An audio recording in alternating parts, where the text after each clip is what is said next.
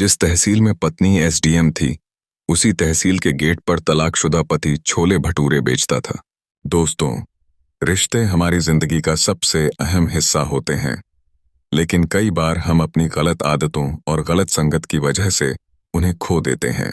इस कहानी में एक ऐसी लड़की की बात है जिसने अपने सपनों को पूरा करने के लिए बहुत मेहनत की, और एक ऐसे लड़के से शादी की जिसने अपनी गलतियों के कारण सब कुछ खो दिया। नीति शास्त्र कहता है कि सच्चे गुण और अच्छा चरित्र ही इंसान की सबसे बड़ी ताकत होते हैं। अगर हम इन्हें छोड़कर बुरी आदतों में पड़ जाएं, तो हमारा जीवन बर्बाद हो सकता है। लेकिन अगर समय पर हमें सही राह मिल जाए और हमें माफ कर दिया जाए, तो हम अपने जीवन को फिर से सुधार सकते हैं। आइए इस कहानी में संघर्ष, गलतियां और क्षमा के जरिए समझें कि अच्छे काम और सही फैसले जिंदगी में कितने जरूरी हैं। कहानी की शुरुआत। यह मामला उत्तर प्रदेश के एक छोटे से कस्बे चंदनपुर का है। यहाँ रहने वाला एक साधारण लेकिन मेहनती लड़का आदित्य अपनी छोटी सी जमीन और मेहनत के बल पर अपना गुजारा करता था। आदित्य के माता पिता उम्र दराज हो चुके थे और परिवार में वह अकेला था, ना कोई भाई ना कोई बहन।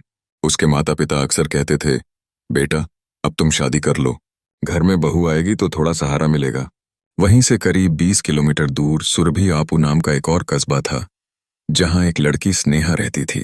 स्नेहा पढ़ाई में बहुत होशियार थी और बेहद सुंदर भी। उसका सपना था कि वह किसी बड़े सरकारी पद पर काम करे और अपने परिवार का नाम रोशन करे। स्नेहा का परिवार भी साधारण था। उसके पिता रमेश एक बुजुर्ग किसान थे, जिनकी तबीयत अक्सर खराब रहती थी। स्नेहा के घर में 4 बहनें थीं और वह सबसे छोटी थी। उसकी तीनों बहनों की शादी हो चुकी थी और घर में अब कोई भाई नहीं था जो परिवार का सहारा बन सके। स्नेहा के पिता रमेश अपनी खराब होती तबीयत और आर्थिक तंगी को देखकर चिंतित रहते थे। एक दिन उन्होंने स्नेहा से कहा, बेटा मैं चाहता हूं कि तुम्हारी शादी अपनी आंखों के सामने कर दूं। उसके बाद भी अगर तुम पढ़ाई करना चाहो तो अपने ससुराल में जारी रखना। यह सुनकर स्नेहा कुछ नहीं कह सकी। उसने पिता की तकलीफ को समझा और उनकी बात मान ली। रमेश जी ने स्नेहा के लिए लड़का ढूंढना शुरू किया। कई जगह गए, कई लड़कों को देखा, लेकिन कहीं कोई बात बनती तो कहीं कोई कमी निकल जाती। रिश्ता तय होना। एक दिन उन्हें मधुपुर के एक रिश्तेदार ने बताया कि आदित्य शादी के योग्य है। आदित्य का परिवार छोटा था, लेकिन उसकी जमीन जायदाद ठीक ठाक थी। वह मेहनती था और भले ही पढ़ाई में औसत था, लेकिन खुद का कामकाज अच्छी तरह संभाल रहा था। उसके माता पिता ने भी शादी की बात चलानी शुरू कर दी थी ताकि घर में बहू आ सके। रमेश जी ने रिश्तेदारों के माध्यम से आदित्य के परिवार से संपर्क किया। पहली बार मिलने पर आदित्य और उसका परिवार रमेश जी को पसंद आ गए। आदित्य की सादगी और मेहनत ने रमेश जी का दिल जीत लिया। आदित्य के परिवार की सहमति मिलने के बाद रमेश जी ने आदित्य की तस्वीर स्नेहा को दिखाई। तस्वीर देखकर स्नेहा को आदित्य भला लगा। उसने ज्यादा कुछ नहीं कहा, लेकिन उसके चेहरे से साफ था कि वह इस रिश्ते से खुश है। कुछ ही दिनों बाद दोनों परिवारों ने मिलकर रिश्ता तय कर दिया। स्नेहा और आदित्य की सगाई बड़े ही सादगीपूर्ण तरीके से हुई। इस दौरान दोनों परिवारों ने एक दूसरे को जानने समझने का मौका दिया। शादी और बदलाव। सगाई के बाद स्नेहा और आदित्य ने एक दूसरे से बातचीत शुरू की। आदित्य ने स्नेहा को एक मोबाइल फोन दिया ताकि वे एक दूसरे को और अच्छे से जान सकें और शादी से पहले उनका रिश्ता गहरा हो सके। स्नेहा पढ़ने में तेज थी और अपने एसडीएम बनने के सपने के बारे में आदित्य से बात करती थी। वहीं आदित्य अपने दोस्तों के साथ समय बिताने का आदी हो गया था। एक दिन दोस्तों ने मजाक में कहा, भाई तेरी शादी हो रही है, पार्टी तो बनती है। इस बात पर आदित्य ने पहली बार शराब का सेवन किया। यह आदत धीरे धीरे उसके जीवन का हिस्सा बन गई। सगाई के बाद स्नेहा ने अपने सपनों की बात आदित्य से शेयर की। उसने कहा, मुझे पढ़ाई जारी रखनी है। मेरा सपना है कि मैं एसडीएम बनूं और अपने परिवार का नाम रोशन करूं। आदित्य ने यह बात ध्यान से सुनी, लेकिन इसे गंभीरता से नहीं लिया। शादी की तारीख नजदीक आ रही थी। स्नेहा और आदित्य की बातचीत जारी रही, लेकिन स्नेहा का ध्यान पढ़ाई से हटने लगा। 4 महीने बाद दोनों की शादी धूमधाम से हो गई। शादी के बाद स्नेहा ने 2-3 बार पढ़ाई की बात फिर से आदित्य से की। उसने कहा, मुझे तैयारी करनी है, मेरे पास काफी नॉलेज है और यह मेरा सपना है। लेकिन आदित्य ने जवाब दिया, पढ़ाई करके क्या करोगी? हमारे पास खेत खलिहान सब कुछ है। मुझे कमाना है और तुम्हें घर संभालना है। पढ़ाई की कोई जरूरत नहीं है। स्नेहा ने इस बात को अनमने ढंग से स्वीकार कर लिया, लेकिन उसके सपनों को गहरी चोट जरूर पहुंची। आदित्य ने यह बात अपने दोस्तों के साथ साझा। दोस्तों ने उसे भड़काया, भाई आजकल लड़कियां पढ़ाई करके बड़े पदों पर पहुंच जाती हैं और फिर अपने पति को भूल जाती हैं। तुझे इसे रोकना होगा। दोस्तों की बातें सुनकर आदित्य ने स्नेहा की पढ़ाई रोकने का फैसला कर लिया। जब स्नेहा ने किसी परीक्षा के लिए फॉर्म भरा तो आदित्य ने उसे भरने से मना कर दिया। उसने स्नेहा को समझाने की कोशिश की, तुम्हें इन सब चीजों की कोई जरूरत नहीं है, मैं सब संभाल लूंगा, तुम्हें बस घर पर ध्यान देना है। शादी के बाद स्नेहा ने कई बार अपने पिता रमेश जी से बात की। उसने बताया कि वह पढ़ाई जारी रखना चाहती है, लेकिन आदित्य और उसके ससुराल वाले उसे समर्थन नहीं दे रहे। इस पर रमेश जी ने उसे समझाते हुए कहा, बेटा, तुम्हारे ससुराल वालों की इच्छा का सम्मान करना जरूरी है। जब तक तुम हमारे पास थी, हमने तुम्हारी पढ़ाई लिखाई और जरूरतों का पूरा ध्यान रखा। अब ससुराल में रहकर अपने कर्तव्यों को निभाओ। कोई बात नहीं, भगवान सब ठीक करेंगे। स्नेहा ने पिता की बात मान ली और अपने सपनों को दबा लिया। वह घर की जिम्मेदारियों में लग गई। इसी बीच आदित्य के पिता महेश जी को अचानक दिल का दौरा पड़ा और उनका निधन हो गया। परिवार में अब सिर्फ आदित्य, उसकी बूढ़ी माँ और स्नेहा ही बचे थे। महेश जी के निधन के बाद घर में एक तरह की छत नहीं रही जो पूरे परिवार को बांध कर रख सके। महेश जी के जाने के बाद आदित्य को किसी का मार्गदर्शन नहीं मिला। उसने अपनी जिम्मेदारियों को भूलना शुरू कर दिया और गलत रास्तों पर चलने लगा। दोस्तों की संगत में उसने शराब पीना शुरू कर दिया। यह आदत धीरे धीरे बढ़ती गई और वह देर रात तक घर लौटने लगा। कभी कभी तो वह पूरी रात गायब रहता। घर की हालत बिगड़ती जा रही थी। स्नेहा और आदित्य की मां ने उसे कई बार समझाने की कोशिश की, लेकिन वह किसी की सुनता नहीं था। बूढ़ी मां, जो पहले ही अपने पति के जाने के गम में थी, अब बेटे की गलत आदतों को देखकर और भी टूट गई। वह अक्सर रोती और सोचती, कैसा बेटा पैदा किया जो अपने पिता की मेहनत से बनाई हुई संपत्ति को बर्बाद करने में लगा है। स्नेहा ने भी आदित्य को समझाने की कोशिश की। उसने कहा, आदित्य, ये सब छोड़ दो। घर और खेत की जिम्मेदारी तुम्हारी है, हमें इसे संभालना होगा। लेकिन आदित्य ने उसकी बातों को नजरअंदाज किया। उसने स्नेहा पर चिल्लाते हुए कहा, मुझे तुम्हारे उपदेश सुनने की जरूरत नहीं है। यह मेरा घर है और मैं जो चाहूं करूंगा। धीरे धीरे आदित्य ने गांव के बाहर अपनी एक छोटी सी जमीन बेच दी। स्नेहा और उसकी मां ने इसका विरोध किया, लेकिन आदित्य ने किसी की बात नहीं मानी। वह जमीन बेचकर मिले पैसे से शराब और दोस्तों की मौज मस्ती में लगा देता। आदित्य की मां इस सब को सहन नहीं कर सकी। उनके गम और तनाव ने उन्हें बीमार कर दिया। 6 महीने के भीतर उनका भी निधन हो गया। अब घर में केवल आदित्य और स्नेहा रह गए थे। लेकिन आदित्य ने अपनी मां की मौत से भी कोई सबक नहीं सीखा।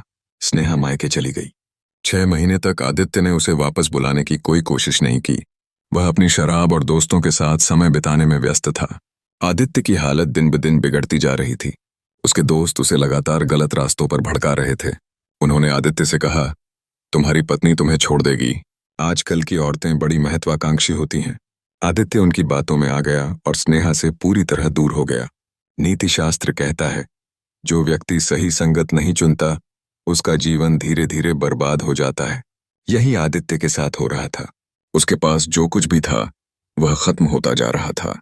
आदित्य के व्यवहार से तंग आकर स्नेहा ने अपने पिता रमेश जी को सारी स्थिति बताई। रमेश जी ने अपनी बेटी को समझाया, बेटा, अपना घर है, कोई गलती कर रहा हो तो उसे सही राह पर लाने की कोशिश करनी चाहिए।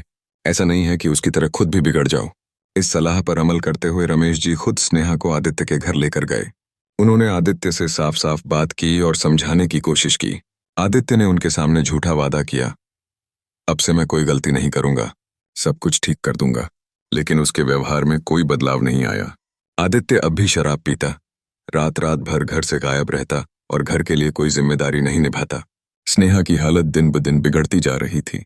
घर में सब्जी तक नहीं आती थी और स्नेहा भूखी प्यासी रहकर भी परिवार को बचाने की कोशिश कर रही थी। जब स्नेहा को समझ में आ गया कि आदित्य अब नहीं सुधरेगा, तो उसने अपने पिता से कहा, पिताजी, अब मैं इस घर में नहीं रह सकती, मुझे तलाक चाहिए। जो भी पैसा मिलेगा उससे मैं अपनी पढ़ाई पूरी करूंगी। मेरा सपना है कि मैं एसडीएम बनूं और अपना जीवन बेहतर बनाऊं। रमेश जी ने आदित्य को एक बार फिर समझाने की कोशिश की, लेकिन आदित्य ने गुस्से में कहा, अपनी बेटी को ले जाओ, जो भी दिया है वह भी ले जाओ, मुझे किसी की परवाह नहीं है। यह सुनकर रमेश जी बेहद दुखी हुए। उन्होंने मजबूरी में स्नेहा के तलाक की प्रक्रिया शुरू कर दी। 1.5 साल की लंबी कानूनी लड़ाई के बाद स्नेहा को तलाक मिल गया। तलाक के बाद स्नेहा ने अपने हिस्से में मिले पैसों का इस्तेमाल पढ़ाई के लिए किया। उसने जी तोड़ मेहनत की और अपने सपने को पूरा करने के लिए दिन रात एक कर दिया। पहले से ही पढ़ाई में तेज स्नेहा ने अपनी मेहनत को और बढ़ा दिया। लगातार 2-2.5 साल की कड़ी मेहनत के बाद उसका चयन एसडीएम के पद पर हो गया। स्नेहा ने यह साबित कर दिया कि अगर दृढ़ निश्चय और मेहनत हो तो कोई भी सपना साकार किया जा सकता है। दूसरी ओर आदित्य की हालत बद से बदतर हो गई। उसने अपनी ज्यादातर संपत्ति शराब और मौज मस्ती में गंवा दी। अब उसके पास केवल एक छोटा सा घर बचा था। उसके दोस्त जो कभी उसके साथ दिन रात रहते थे, धीरे धीरे दूर होने लगे। आदित्य को समझ आने लगा कि जब तक आपके पास पैसा होता है, लोग आपके साथ होते हैं। जैसे ही पैसा खत्म होता है, लोग आपको छोड़ देते हैं। आदित्य को अपनी गलती का एहसास तो हुआ, लेकिन अब समय हाथ से निकल चुका था। वह गांव में मजदूरी करने की कोशिश करता, लेकिन वहां के लोग उसे ताने मारते। देखो, इतना अच्छा घर और संपत्ति थी, सब बर्बाद कर दी। अब मजदूरी करने की नौबत आ गई। गांव के लोगों की बातें सुनकर आदित्य ने अपने छोटे से घर को भी बेचने का फैसला किया। अपनी बुरी आदतों और गलत संगत के कारण उसने सब कुछ खो दिया था। अब उसके पास सिर्फ एक छोटा सा घर बचा था। लोगों के तानों और शर्मिंदगी से बचने के लिए उसने वह घर भी बेच दिया और अवंती नगर बरेली चला गया। वहां उसे एक छोटे से ढाबे के पास ठिकाना मिला, जहां छोले भटूरे का ठेला लगाया जाता था।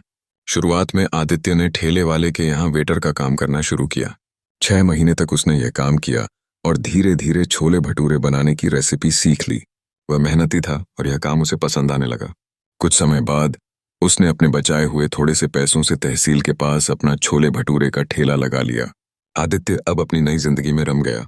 उसका ठेला तहसील के बाहर लगने लगा और धीरे धीरे लोग उसकी छोले भटूरे की तारीफ करने लगे। उसने एक छोटा सा कमरा किराए पर ले लिया और वहीं से अपनी जिंदगी को फिर से शुरू करने की कोशिश करने लगा। लेकिन अंदर ही अंदर आदित्य को पछतावा होता रहता था। वह सोचता था, कैसे मैंने अपनी संपत्ति और रिश्तों को बर्बाद कर दिया। जिन दोस्तों के साथ मैंने सब कुछ कनवाया, वे अब मेरी हालत पूछने भी नहीं आते। उसकी जिंदगी अब अकेली थी और वह बस अपने ठेले के काम में लगा रहता। दूसरी ओर स्नेहा ने अपनी मेहनत से अपना सपना पूरा कर लिया था।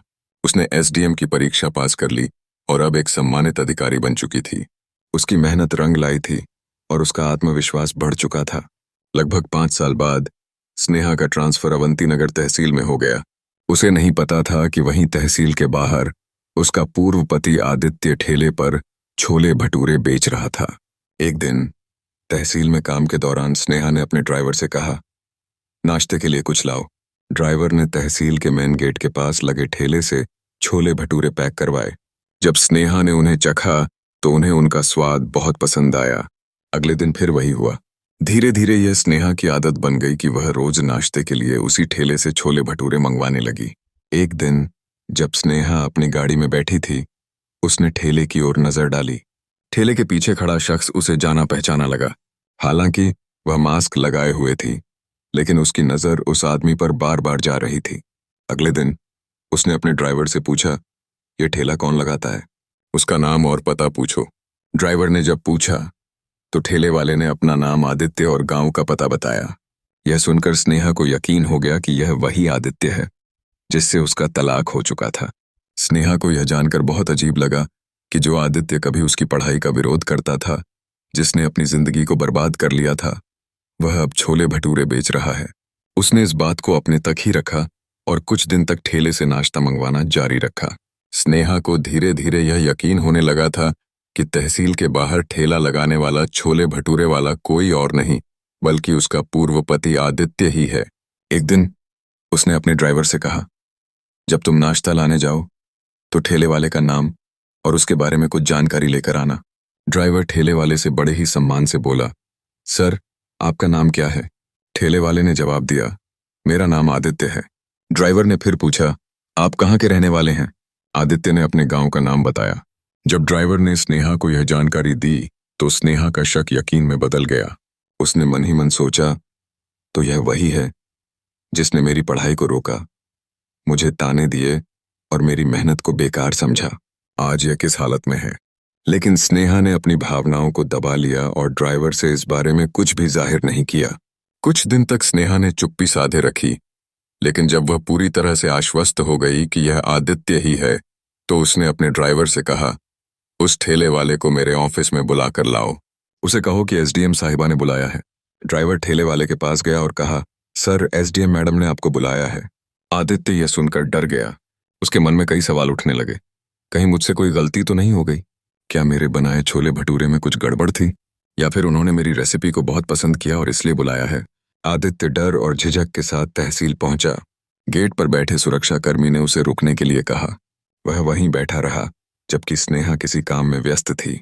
जब स्नेहा अपने काम से फ्री हुई तो उसने घंटी बजाई और आदित्य को अंदर बुलाने का आदेश दिया। अंदर आते ही आदित्य ने देखा कि सामने की कुर्सी पर बैठी महिला कोई और नहीं बल्कि उसकी तलाकशुदा पत्नी स्नेहा थी। आदित्य का चेहरा पड़ गया। वह अचंभित और घबराया हुआ था। उसकी आंखें भर आईं और वह कुछ बोलने की हिम्मत नहीं जुटा पाया। उसे अपने पुराने व्यवहार और बर्बाद किए हुए रिश्ते याद आ गए। स्नेहा ने शांत स्वर में कहा, बैठो। आदित्य चुपचाप कुर्सी पर बैठ गया। वह सिर झुकाए हुए था और स्नेहा से नजरें मिलाने की हिम्मत नहीं कर पा रहा था। स्नेहा ने पूछा, तो आपकी प्रॉपर्टी का क्या हाल है? आपके वे दोस्त जिनके लिए आपने सब कुछ बर्बाद कर दिया, वे अब भी आपके साथ हैं? आदित्य के पास कोई जवाब नहीं था। उसने सिर झुका लिया। उसकी आंखों से आंसू टपकने लगे। उसने धीरे से कहा, नहीं, अब कोई नहीं आता। सबने मुझे छोड़ दिया। मैंने सब कुछ खो दिया। स्नेहा ने ठंडी सांस लेते हुए कहा, मैंने तुमसे कहा था कि मुझे पढ़ने दो। मैंने तुमसे और तुम्हारे पिताजी ने तुम्हें समझाया था कि बुरी संगत मत रखो, लेकिन तुमने किसी की नहीं सुनी। अब देखो कहाँ पहुंच गए हो। आदित्य के पास स्नेहा की बातों का कोई जवाब नहीं था। वह बस चुपचाप बैठा रहा और उसकी आंखों से पश्चाताप के आंसू बहते रहे। स्नेहा और आदित्य की वर्षों बाद मुलाकात हुई थी। दोनों की जिंदगी अब बिल्कुल अलग राह पर थी। स्नेहा अपनी मेहनत और संघर्ष के बल पर एसडीएम बन चुकी थी, जबकि आदित्य अपनी गलतियों और बुरी संगत के कारण सब कुछ खो चुका था। स्नेहा ने शांत स्वर में आदित्य से कहा, आपने अपनी जिंदगी के साथ साथ मेरी भी कितनी तकलीफें बढ़ाई। मैंने आपसे पढ़ाई के लिए कहा था, एसडीएम बनने का सपना साझा किया था, लेकिन आपने न मेरी बात मानी, न मेरे सपनों की कोई कदर की। आज आपकी हालत देखिए, प्रॉपर्टी खत्म हो गई और आप यहाँ ठेला लगा रहे हैं। क्या यही आपकी इज्जत थी? आदित्य के पास इसका कोई जवाब नहीं था। उसकी आंखों में आंसू भर आए। वह चुपचाप सिर झुकाए बैठा रहा। उसे अपनी सारी गलतियां याद आने लगीं। स्नेहा ने उसे सहानुभूति भरे स्वर में कहा, जो हुआ उसे बदला नहीं जा सकता, लेकिन इसका मतलब यह नहीं है कि जिंदगी खत्म हो गई है। मैं जानती हूं कि आपने अपनी गलत संगत और आदतों के कारण सब कुछ खो दिया, लेकिन अब भी आप अपनी जिंदगी सुधार सकते हैं। उसने आगे कहा, कल शाम को मेरे रूम पर आइए, मैं आपसे कुछ जरूरी बातें करना चाहती हूँ। स्नेहा ने उसे पता और फोन नंबर दिया। शाम को स्नेहा ने अपने पिता रमेश जी को भी अपने रूम पर बुलाया। रमेश जी अब काफी बूढ़े हो चुके थे, लेकिन उनकी समझ और दयालुता बरकरार थी। जब आदित्य वहां पहुंचा तो वह रमेश जी को देखकर घबरा गया। उसने झिझकते हुए उन्हें प्रणाम किया। रमेश जी ने बड़े शांत स्वर में कहा, बेटा, जो हुआ सो हुआ। भगवान की मर्जी के आगे किसी का बस नहीं चलता, लेकिन अब समझदारी दिखाने का समय है। अगर तुम सच में अपनी जिंदगी बदलना चाहते हो तो हम तुम्हारे साथ हैं। स्नेहा ने आदित्य को ठेले पर काम करते हुए देखा था। उसने कहा, आपके छोले भटूरे का स्वाद बहुत अच्छा है, क्यों ना आप इसे बड़े पैमाने पर करें। मैं आपकी मदद करूंगी। स्नेहा ने अपनी आर्थिक स्थिति का लाभ उठाते हुए आदित्य के लिए एक बड़ा रेस्टोरेंट खुलवाया। रेस्टोरेंट में पहले की तुलना में बेहतर सुविधाएं थीं और आदित्य का अनुभव काम आया। जल्द ही रेस्टोरेंट का स्वाद और माहौल लोगों को पसंद आने लगा। अब आदित्य एक ठेले वाले से रेस्टोरेंट के मालिक बन चुका था। उसने अपने रेस्टोरेंट के काम में पूरी मेहनत लगा दी। धीरे धीरे रेस्टोरेंट का नाम बढ़ने लगा और वहां काम करने के लिए कई कर्मचारी भी रखे गए। कुछ समय बाद स्नेहा ने आदित्य से कहा, आपके पिता ने जो जमीन और संपत्ति बनाई थी उसे दोबारा पाने का वक्त आ गया है। अब हमारे पास पर्याप्त पैसा है, चलिए उस जमीन को वापस लेते हैं। दोनों उस गांव पहुंचे जहां आदित्य ने अपनी जमीन और घर बेचा था। स्नेहा के एसडीएम पद और उनकी स्थिति के कारण किसी ने भी जमीन लौटाने से इनकार नहीं किया। स्नेहा ने जो जमीन बेची गई थी उसे 1.5 गुना कीमत देकर वापस खरीद लिया। इसके बाद उन्होंने गांव के पास की सड़क पर एक नई जमीन खरीदी और वहां एक सुंदर घर बनवाया। अब आदित्य और स्नेहा का जीवन स्थिर हो चुका था। आदित्य ने अपनी पुरानी गलतियों के लिए स्नेहा और उसके पिता से माफी मांगी। उसने वादा किया कि वह अब अपने जीवन में केवल मेहनत और ईमानदारी को महत्व देगा। स्नेहा ने अपने पिता के साथ मिलकर एक नई जिंदगी की शुरुआत की। दोनों ने एक दूसरे को सहयोग दिया और अपनी जिंदगी को बेहतर बनाने के लिए एक नई दिशा दी। स्नेहा ने अपने दयालु स्वभाव और मेहनत से न केवल अपनी जिंदगी बदली, बल्कि आदित्य को भी एक नया मौका दिया। दोनों ने अपने संघर्षों से सीखा कि गलतियां इंसान से होती हैं, लेकिन उन्हें सुधारने का प्रयास ही असली सफलता है। आदित्य ने अपनी सारी गलतियों को स्वीकार किया। उसने स्नेहा और उसके पिता रमेश जी से हाथ जोड़कर माफी मांगी। उसने कहा, मुझे मेरी गलत संगत और लापरवाहियों का अब एहसास हो चुका है। मैं जानता हूं कि मैंने आपके साथ बहुत अन्याय किया। अगर मैं आपको दुख पहुंचाने के बजाय आपका साथ देता तो हम आज कहीं और होते। स्नेहा ने उसकी माफी को दिल से स्वीकार किया। उसने कहा, गलतियां इंसान से होती हैं, लेकिन उन्हें सुधारने का मौका मिलना चाहिए। अब सब कुछ भुलाकर हमें आगे बढ़ना है। स्नेहा ने अपने उदार और दयालु स्वभाव से न केवल आदित्य को माफ किया, बल्कि उसे जीवन में एक नई दिशा दी। दोनों ने मिलकर अपने जीवन को बेहतर बनाना शुरू कर दिया। आदित्य ने रेस्टोरेंट के काम को और ऊंचाइयों पर पहुंचाया। उसका रेस्टोरेंट अब आसपास के इलाकों में प्रसिद्ध हो गया। महीने की कमाई 50 से 60 हजार तक पहुंच गई। स्नेहा, जो पहले से ही एसडीएम के पद पर थी, ने अपने काम और जिम्मेदारियों को पूरी निष्ठा के साथ निभाया। उनकी आर्थिक स्थिति मजबूत हो चुकी थी और दोनों ने एक खुशहाल और स्थिर जीवन जीने का सपना पूरा किया। कुछ समय बाद स्नेहा और आदित्य को एक बेटे का आशीर्वाद मिला। उन्होंने उसे सबसे अच्छी परवरिश देने का फैसला किया। उन्होंने उसकी पढ़ाई लिखाई बाहर करवाई और उसे एक अच्छा इंसान बनाने पर ध्यान दिया। स्नेहा और आदित्य ने अपने बेटे को सिखाया कि जिंदगी में मेहनत, ईमानदारी और सही संगत का कितना महत्व है। उन्होंने अपने अनुभवों से उसे सिखाया कि गलतियां जीवन का हिस्सा हो सकती हैं, लेकिन उन्हें सुधारने की कोशिश करना ही असली जीत है। आदित्य का रेस्टोरेंट अब एक बड़े ब्रांड के रूप में स्थापित हो चुका था। वहां काम करने वाले कर्मचारियों की संख्या बढ़ गई थी और आदित्य अब एक सफल व्यवसायी बन चुका था। दूसरी ओर स्नेहा ने अपने पद पर रहकर कई समाज सेवी कार्य किए। उनका जीवन अब सच्चे अर्थों में सुखमय था। वे एक दूसरे का सहारा बने और अपने बेटे के साथ मिलकर एक खुशहाल परिवार की मिसाल बने।